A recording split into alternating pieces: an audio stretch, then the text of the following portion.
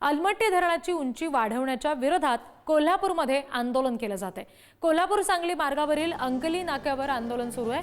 आंदोलकांच्या गाड्या कोल्हापूर पोलिसांनी अडवलेल्या आहेत। गाड्या अडवल्यामुळे सतेज पाटील आणि पोलीस यांच्यामध्ये बाचाबाची झाली।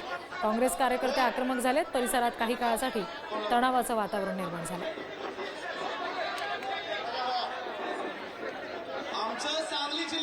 आणखी तपशील घेऊया। प्रतिनिधी स्वप्नील पाटील आपल्याशी जोडले गेलेत त्यांच्याकडून। स्वप्नील, आता नेमका आंदोलनस्थळी काय घडते?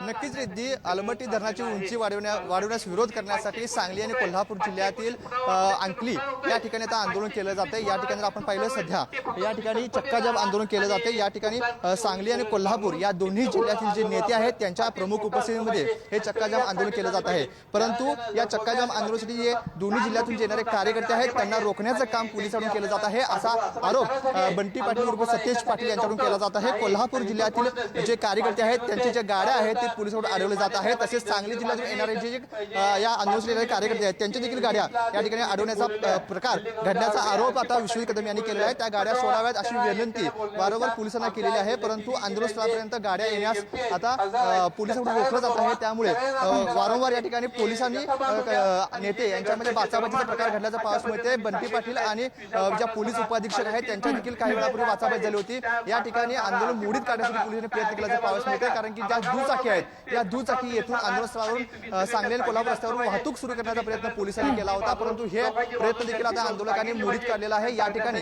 रस्त्यावरती झोपून आता आंदोलनाला सुरुवात झालेली आहे आणि गेल्या तासाभरापासून या ठिकाणी चक्काजाम आंदोलन सुरुवात झालेलं आहे। जोपर्यंत या मागण्या पूर्ण होत नाही, शासन दरबारपर्यंत ही जोपर्यंत मागण्या पोहोचत नाही तोपर्यंत हे आंदोलन मागे घेतलं जाणार नाही, असे दोन्ही जिल्ह्यातील नेत्यांनी भूमिका घेतली आहे। कारण की अलमट्टी धरणाची उंची वाढली तर सांगली आणि कोल्हापूर या दोन्ही जिल्ह्यातील जे अनेक गाव आहेत ते पूर्णपणे पाण्याखाली जाणार आहेत। अलमट्टी धरणाचा जो महापूर असतो त्याचा फटका सांगली आणि कोल्हापूर या दोन्ही जिल्ह्यातील अनेक गावांना बसतो। अख्खी गावाची गावे पाण्याखाली जात असतात। जर या अलमट्टी धरणाची उंची आणखी वाढवली तर मग याचा मोठा फटका बसणार आहे। कोल्हापूर शहर तसेच सांगली शहर देखील पूर्णपणे पाण्याखाली जाणार आहे। त्यामुळे त्याची उंची वाढवण्यास या दोन्ही जिल्ह्यातील पूरबाधित जे नागरिक आहेत त्यांची मागणी आहे। त्यामुळे जोपर्यंत मागण्या मान्य होत नाही तोपर्यंत हे चक्काजाम आंदोलन मागे घेणार नाही, असं देखील आता ठाम भूमिका यांनी घेतलेली आहे। तसेच आंदोलनस्थळी मात्र आंदोलनासाठी जे वाहतूक रोखली होती ती वाहतूक सुरू करण्याचा पोलिसांनी प्रयत्न केल्यानंतर या ठिकाणी 2 ते 3 वेळा पोलीस आणि नेत्यांमध्ये बाचाबाचीचा प्रकार देखील घडल्याचा पाहावयास मिळतो। रिद्धी, स्वप्नील, या आंदोलनाचे पुढचे तपशील वेळोवेळी तुमच्याकडून घेऊ। तुर्तास धन्यवाद दिलेल्या सगळ्या माहितीसाठी।